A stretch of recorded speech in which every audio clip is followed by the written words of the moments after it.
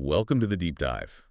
Today, our mission is to really cut through these sources on social process theories. Right. We're shifting focus a bit, moving away from just individual issues or big economic factors, and looking instead at the everyday stuff, your immediate environment. Exactly.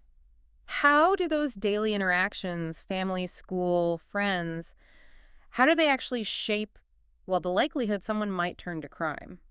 It's such a different way of looking at it, isn't it? It really is. It makes criminality relational, not just something predetermined. Okay. So the social process approach, it basically says that how you're socialized, that constant back and forth with, family, school, peers, that's the main driver. And that dictates whether you're likely to break the law. Pretty much. And it suggests conformity is possible for, well, anyone really, as long as the social environment supports it. And that's kind of the hopeful piece right at the start of this material. Yeah. The key takeaway, even before we get into the weeds, seems to be this. Anyone, really anyone, who develops a positive self-image, learns some moral values, gets support. Consistent support. Right, consistent support from parents, friends, teachers, neighbors. They can build up a kind of shield. An effective shield against criminal influences. So the environment isn't just pushing you towards crime. It can actively insulate you from it. Precisely. And if we want to understand how to build that insulation, we need to first grasp the socialization process itself. Okay. Figure out which institutions are the real heavy hitters. So we're looking at things like education, jobs, peer groups, and especially family life. And the sources seem to really zero in on the family unit consistently. Oh, definitely. It's seen as the primary training ground. Yeah, the sources talk about things like open communication and, proper, predictable discipline. And how critical those are for minimizing misbehavior, not just in childhood, but later on, too. Which leads us to that key concept you mentioned before we started, parental efficacy.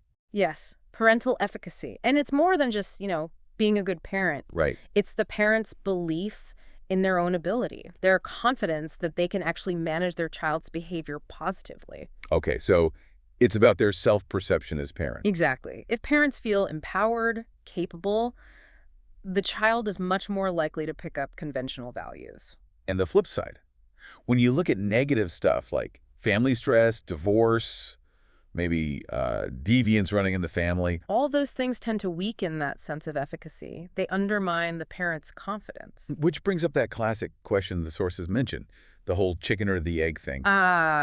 Yes. Does a difficult child cause poor parenting, or does poor parenting create the difficult child? It's a tough one. It is. And it's not just academic, right? It really shapes policy. How so?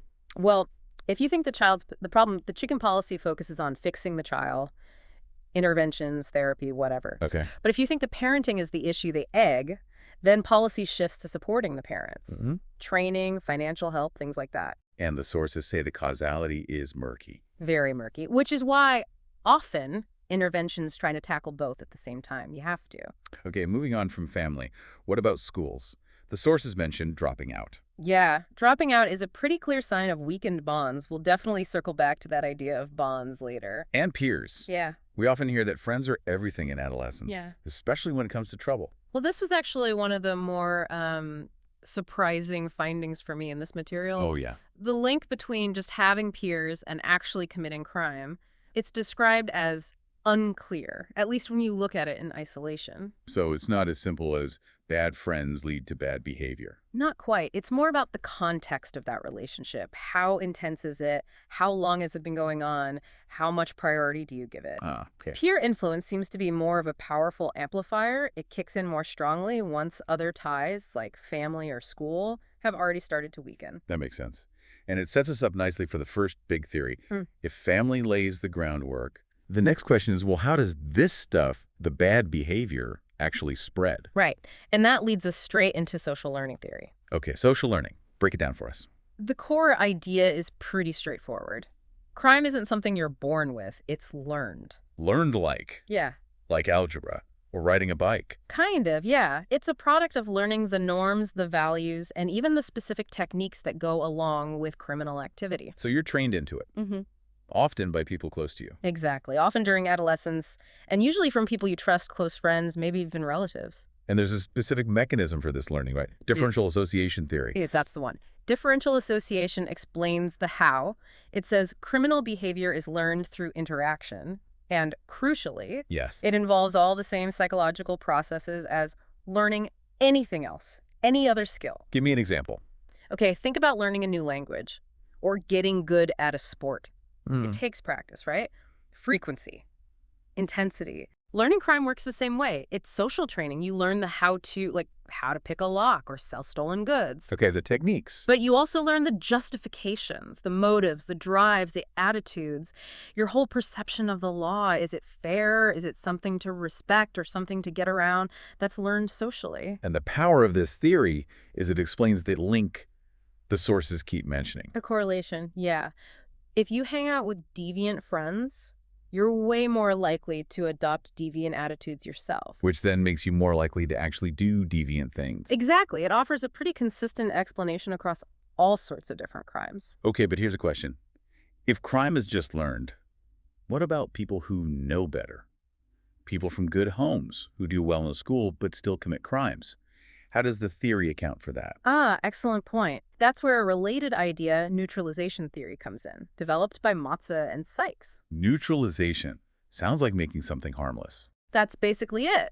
They argued that delinquents, potential delinquents, don't actually reject conventional morals completely. They don't. No. Instead, they learn these, well, psychological tricks, techniques, to temporarily switch off those values. Switch them off. Yeah, to neutralize them. This allows them to sort of drift between playing by the rules and breaking them without feeling like total hypocrites. They need to justify it to themselves. Silence their own conscience, basically. You got it. And Matza and Sykes identified 5 main techniques for doing this. These are like the classic excuses. Okay, let's hear them. This sounds useful. First up, deny responsibility. It wasn't my fault. I was drunk. Everyone else was doing it. You know the type. Yeah, shifting blame. What's next? Second, deny injury. This is minimizing the harm. Oh, it was just a prank. Nobody really got hurt. The store is insured. What's the big deal? Okay, downplaying the consequences. Third, Deny the victim. Here, you frame the victim as somehow deserving it or not really a victim at all. They had it coming. They shouldn't have been there. right, blame the victim. Number 4, Condemn the condemners. This is classic deflection. You turn it around on the people judging you. The cops are corrupt anyway. Teachers just have it in for me. My parents are hypocrites. so attack the authority figures. And the last one. Finally, appeal to higher loyalties. This is putting your immediate group first. I had to do it for my friends Gang Me family. The group's needs override society's rules. Wow. Those 5 cover a lot of ground. They really do, and this theory is super important because it helps explain why some kids get into trouble for a while, but then straighten out. The aging out phenomenon. Exactly. They mature, maybe their life circumstances change, and they stop needing or using these neutralizations. Okay, that provides a really different angle on learning, but it still focuses on acquiring criminal behavior, or at least justifying it. Correct. So the next major theory flips the script entirely, doesn't it? Social control theory. Completely flips it. Social control theory doesn't ask, why do people become criminals? It asks, Why don't more people become criminals? Given all the temptations and opportunities, why do most of us actually follow the rules most of the time? that's a fascinating starting point. It is. The basic idea is that everyone, every single one of us, has the potential to break the law. We're not inherently good or bad. So why do we obey? We obey because our behavior is controlled.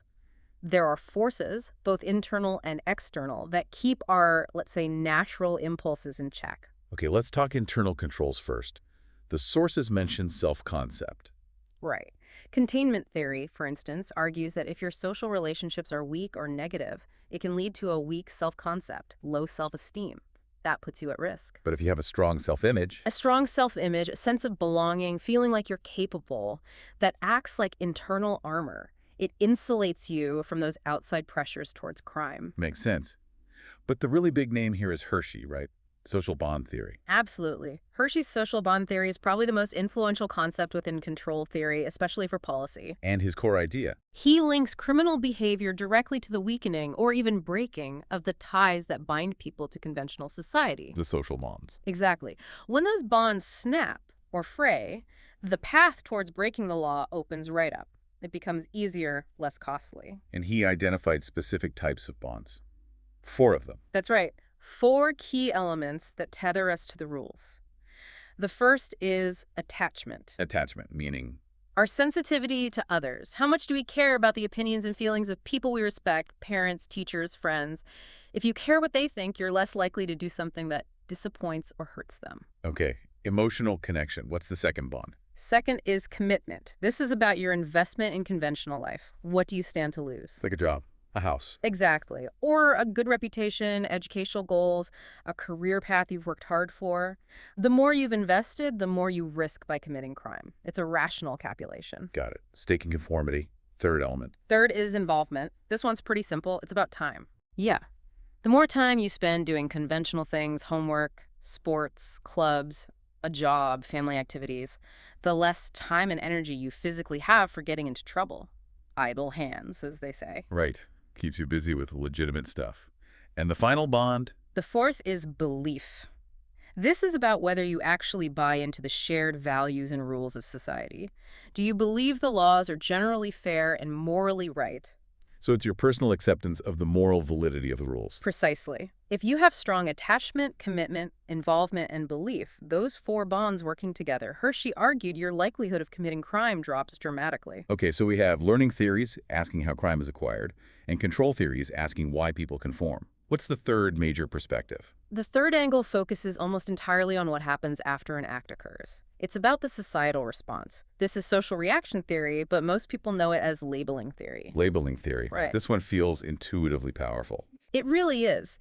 It suggests that criminal careers can actually be created by the way society, especially official institutions, responds to people's behavior. So it's not just the act itself, but how we react to it. Exactly. It draws from symbolic interactionism, the idea that meaning isn't inherent in an action, but arises from how we interpret and react to it using symbols, like language. So in this view, crime isn't defined by some absolute moral standard. Not primarily, it's defined by the social audience's reaction. Who decides what's deviant? The people who observe and label it. And this leads to a specific process, starting with something called primary deviance. Yes, primary deviance covers all those minor, everyday norm violations. Things pretty much everyone does occasionally. Maybe tells a white lie, speeds a little, tries underage drinking once. Stuff that usually gets overlooked or forgotten. Right. It has very little impact on your self-image or how others see you long-term. The real trouble starts with secondary deviance. Okay, what triggers that? Secondary deviance kicks in when a deviant act gets noticed by people in charge. Police, courts, school officials. And crucially, they apply a negative label. Troublemaker, delinquent, criminal. And that label changes things. Dramatically. Once that label is applied, the person's identity starts to shift, both in their own eyes and in the eyes of others. So? While opportunities might dry up, people treat them differently. They might find themselves pushed towards hanging out with others who've also been labeled forming deviant cliques. Creates a sort of outcast group. It can. And then there's this really damaging thing called retrospective reading. Retrospective reading. Yeah. Once someone is labeled, say, a thief, people start looking back at their past behavior. Suddenly, that time they borrowed something without asking isn't just forgetfulness. It's seen as early evidence of their true thieving nature. Wow. So the label becomes a filter for interpreting everything they've ever done. Exactly. It becomes their master status, overshadowing everything else about them. And this whole process, getting labeled, identity changing, associating with other labeled individuals, retrospective reading that often marks the start of a real, sustained criminal career, it becomes a self-fulfilling prophecy. That's quite a powerful and frankly scary mechanism. It is. And the sources emphasize a really critical and troubling aspect of this. Which is? Differential enforcement. This whole labeling process, it's not random, it's not applied fairly across the board. Yeah. The research shows pretty clearly that these negative labels are disproportionately slapped onto certain groups, particularly along class and racial lines. So who gets labeled depends partly on who they are, not just what they did. According to the sources, yes. Yeah. The law is often applied differently. It tends to benefit those who already have economic and social power, while coming down much harder on the powerless. Are there specific examples in the data? Yeah, the findings consistently show things like police being more likely to arrest, say, lower-class minority youth for the same kind of minor offense that a middle-class white kid might just get warned for. And does that carry through the system? It seems to. Minorities and the poor are often more likely to be formally prosecuted, less likely to get deals, and tend to receive harsher sentences compared to more privileged individuals, even for similar crimes. So the initial act might be small, but the consequences of getting caught and labeled are much heavier depending on your social standing. That's the core argument of differential enforcement within labeling theory. The social power dynamic heavily influences who gets tagged with a life-altering label. Okay, so if we pull these three big theories together, learning, control, and reaction. They all, in different ways, highlight the incredible power of the social environment, don't they? Yeah, it shapes what you learn, how connected you feel, and how society defines you based on your actions, or even just perceived actions. Exactly. What you learn, how strong your bonds are, and how people react to you. And this focus on social factors, it hasn't just stayed theoretical, has it?